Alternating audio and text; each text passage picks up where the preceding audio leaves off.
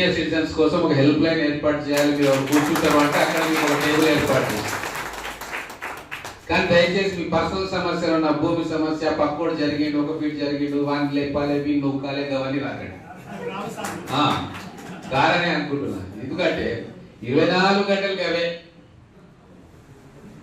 గతంలో 2012 నుంచి 14 నేను ఎమ్మెల్యే ఉన్నప్పుడు 70-75% నా కాలనీకి రోడ్లు లేవు, మా కాలనీలో స్ట్రీట్ లైట్స్ లేవు, మా కాలనీకి ఇది కావాలి, మా ఊరికి ఇది కావాలని వచ్చేటోళ్ళు.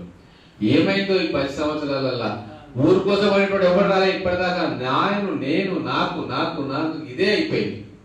అంటే సమాజం మారిపోతా ఉంది, స్వార్థపూరితంగా అయితే. అటువంటి సమాజంలో మీరు అందరు వెలుగురేకల్లాగా ఇప్పుడు నాకు గర్వపడతా ఉన్నారు. ఖచ్చితంగా ఇక్కడ ఉన్న వెలుగు మొత్తం నియోజకవర్గాల జిల్లాల నింపాలని చెప్పి నేను ఆకాంక్షిస్తా ఉన్నా. మీ సర్వీసెస్ మాకు కావాలి, సమాజానికి ఉపయోగం. మీరు రిటైర్డ్ కాదు, మీరు టైర్డ్ కాదు, కొత్త ఉత్సాహంతో మీరు పనిచేయాలి.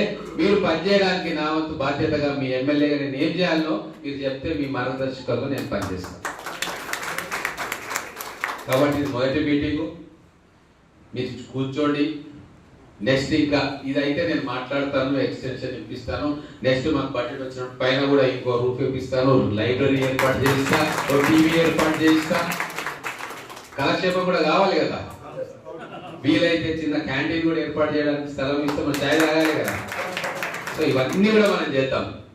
ఒక మోడల్గా సీనియర్ సిటిజన్స్ అంటే ఎట్లుండాలా అని దీన్ని ఒక మోడల్గా మనం రూపుదిద్దుకొని మన మహబూబ్ నగర్ నియోజకవర్గం కావచ్చు, జిల్లా కావచ్చు, మనం పేదవాళ్ళకి, ఆపదలో ఉన్న వాళ్ళకి, కష్టాల్లో ఉన్న వాళ్ళకి, మనకు కూడా ఒక్కోసారి కష్టం రావచ్చు.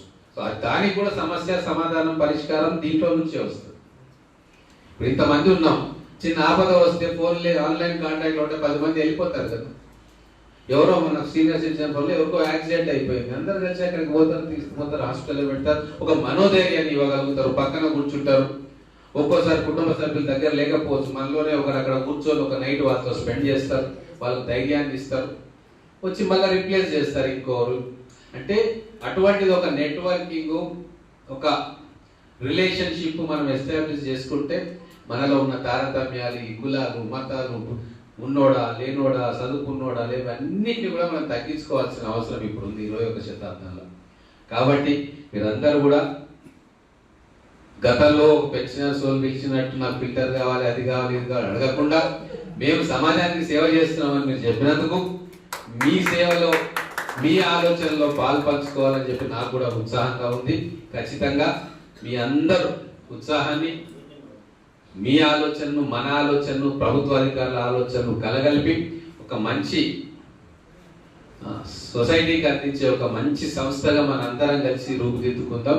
నాకు ఆహ్వానించినందుకు, సన్మానించినందుకు మీ అందరికీ మరొకసారి ధన్యవాదాలు తెలుపుకుంటూ ఇస్తా ఉన్నాను. తర్వాత సరే మీకు హెల్ప్ లైన్ ఇటువంటివి ఏమున్నా సరే నాతో ఏదైనా అయ్యేది ఉంటే ప్రభుత్వ పరంగా కానీ మిగతా పరంగా కానీ ఖచ్చితంగా హెల్ప్ చేస్తా. ఈ సీనియర్ సిటిజన్స్ హెల్ప్ డెస్క్ మీరు పెడతా అంటే నా క్యాంప్ ఆఫీస్లో మంచిగా టేబుల్స్ అవన్నీ ఏర్పాటు చేసి అక్కడ మీరు రొటేషన్గా రోజు ఒకరిద్దరు పెడితే ఫోన్ కూడా ఇస్తామండి. మనకు ల్యాండ్ లైన్ ఫోనా లేకుంటే మొబైల్ ఫోనా ఏ సౌకర్యం కల్పిస్తా. మీ ఇష్యూస్ అందరూ కూడా మీకే చెప్పేటట్టు ఉండాలి. మీరు నాకు ఏదైనా ఇష్యూ ఉంది సార్ ఫలానా అంటే నేను కూడా రెస్పాండ్ అయితే అక్కడ 2-3 ఉంటారు, ఏ అధికారులకు ఏం చెప్పాలి అవన్నీ కూడా అక్కడ ఒక ఏర్పాటు చేసుకోవచ్చు. దానికి మీకు సమ్మతం అయితే మీరు ఆర్గనైజ్ చేసుకోండి, స్థలం ఇవ్వడానికి నేను సిద్ధంగా ఉన్నా. అలాగే ఇంకొకటి, మీకు యాక్చువల్గా మీరు ఇంత మంచి పనులు చేస్తున్నది ప్రపంచానికి తెలవాలంటే మీరు కూడా ఒక వెబ్సైట్ ఏర్పాటు చేసుకోవాలి కదా. గ్రూప్ కాదు, వెబ్సైట్ కూడా ఉండాలి. వాట్సాప్ గ్రూప్ మీకోసం, వెబ్సైట్ గ్రూప్ మీ పిల్లల కోసం. తెలుగు భాష పండితులు అందరికీ తెలిసిన విషయమే. రాష్ట్రంలో కూడా వారు ఎక్కడికి పోయినా కూడా వారి మాట వినడానికి తండోపతండాలుగా వస్తారు.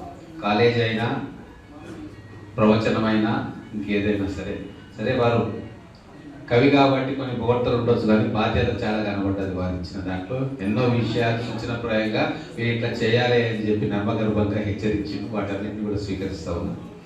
తర్వాత ఇప్పుడు వారిలో టాలెంట్, మీలో ఎంతో టాలెంట్ ఉంటుంది, ఎవరెవరికి అందరికీ టాలెంట్ ఉంటుంది. వీటన్నిటిని కూడా బయటకు తీసుకొచ్చే కార్యక్రమాలు కూడా మీరు చేసుకోవాలి. సీనియర్ సిటిజన్స్ మేళా ఏర్పాటు చేసుకోవాలి. మీరు చేసే పని ప్రపంచానికి తెలియజేయాలి. సో చాలా అద్భుతంగా మీరందరూ కూడా మమ్మల్ని మీరు మళ్ళీ ఒకసారి రీఇన్వెంట్ చేసుకునే అవకాశం కూడా మీకుంది. కాబట్టి చాలా మున్ముందు ఇంకెన్నో కార్యక్రమాలు మనం చేసుకుందాం. మాకు కూడా మీ మధ్యలో వచ్చి కూర్చుంటే హాయిగా ఉంటుంది, ఏమంటారు వారాజాలు వచ్చినట్టు ఉంటుంది. కాకపోతే కొద్దిగా ఓపిక చేసుకోవాలి, నేను అంతే, అది చేసుకుంటా ఖచ్చితంగా. భవిష్యత్తులో ఇంకా అనేక సందర్భాల్లో అనేక సమస్యల గురించి అనేక విషయాల గురించి చాలా తీరిగ్గా మాట్లాడదాం. ఖచ్చితంగా మీకు నెలకు ఒకసారి మా ఆఫీస్లో, క్యాంప్ ఆఫీస్ కావచ్చు, ఇక్కడ కావచ్చు, ఎక్కడైనా సరే మీకు వీలున్న నాకు వీలున్న సమయంలో మిమ్మల్ని కలుస్తా.